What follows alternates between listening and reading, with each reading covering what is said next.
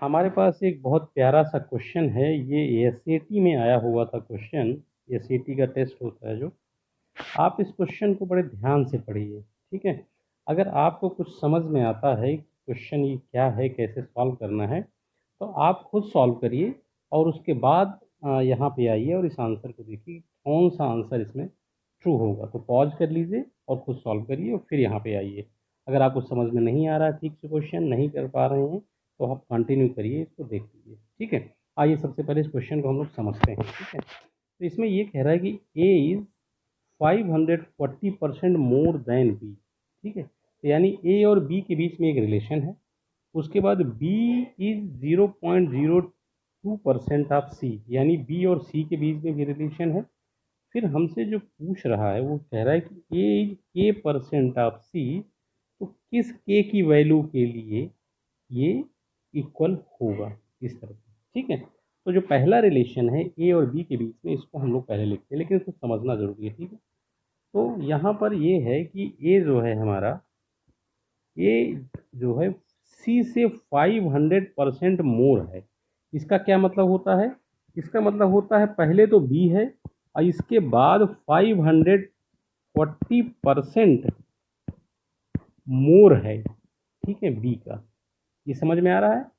जैसे कि आप, अगर ये नहीं समझ में आ रहा तो बता देता हूँ। जैसे कोई ये कहे आपसे कि एक नंबर दूसरे नंबर से 50% ज़्यादा है, यानी कि मान लिया पहला नंबर 100 है तो दूसरा नंबर 150 यानी 150 होगा, ठीक है।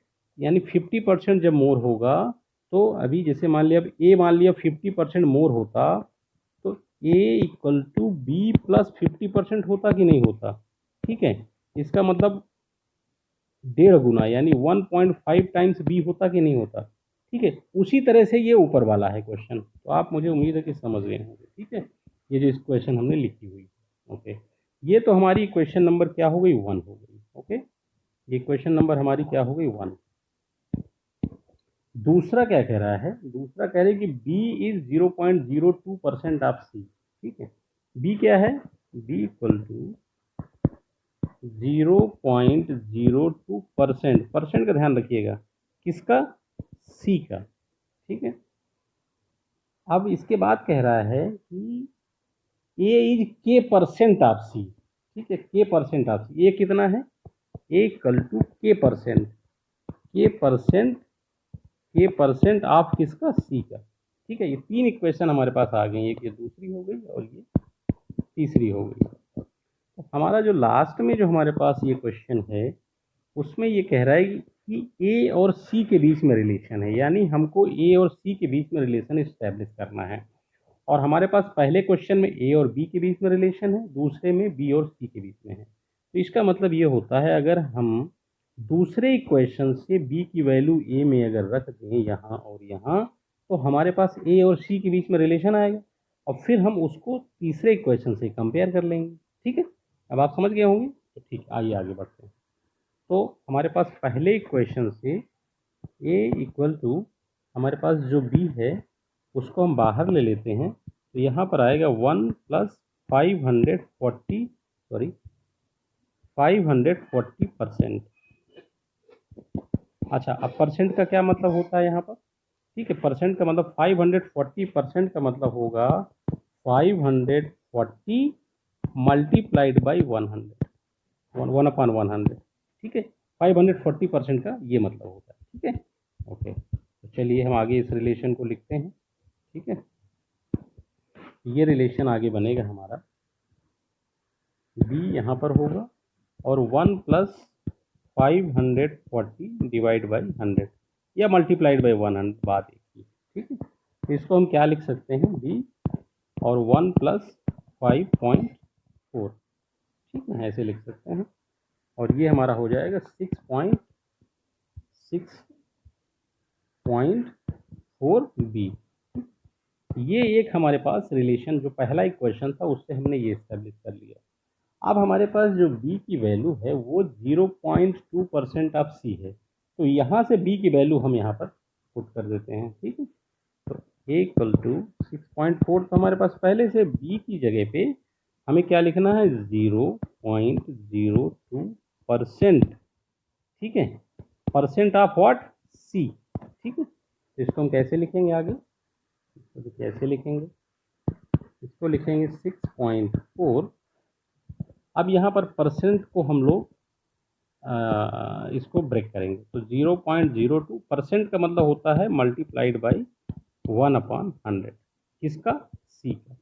ठीक है, अभी क्या आएगा, इक्वल टू 6.4, और यहाँ पर ये जो वैल्यू है, ठीक है, इसको बेसिकली हम ब्रैकेट के बाहर ले आते ब्रेक कर लेते हैं। ठीक है, तो ये हो जाएगा मल्टीप्लाइड बाई 0.02, ठीक है, मल्टीप्लाइड बाई 1/100, और यहाँ पे सी।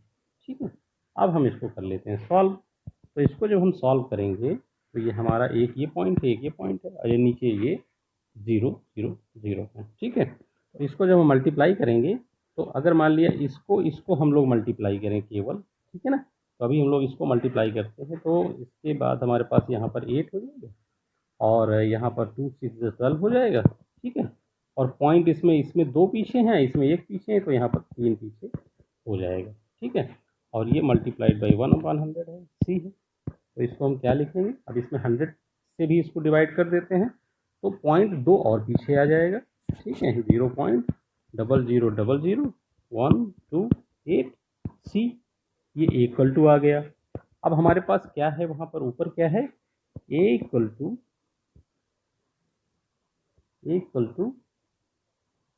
के परसेंट ऑफ सी है। ठीक है, ओके, के परसेंट है, ए इक्वल टू हमारे पास के परसेंट ऑफ सी है। ठीक है, तो यानी कि जो के परसेंट है ये इक्वल टू इसके है, तो के percent this will be equal to 0.00128। ठीक है, तो हमारे पास के परसेंट इतना आ गया, के परसेंट। ठीक है, ये के परसेंट है, इस परसेंट को, ये जब के परसेंट पूरा आ गया, अब हमें अगर इसको के को निकालना है तो हमको क्या करना होगा, के परसेंट है तो क्या होता है, वैसे तो के परसेंट को के में अगर कन्वर्ट करना है तो हम क्या करेंगे, 1/100 कर देंगे, और ये यहाँ पर 0.00128 है। ठीक है, तो ये हमारे पास के की वैल्यू क्या आ जाएगी, के की वैल्यू हमारे पास इधर 100 चला जाएगा, या 100 से दोनों साइड मल्टीप्लाई हो जाएगा, तो हमारे पास आएगा 0.128, ये हमारे पास वैल्यू हमारे पास आ जाएगी। ये इसका आंसर है, आप देखेंगे ऊपर आंसर इसमें कौन सा हो गया अब आपका, सेकेंड पॉइंट।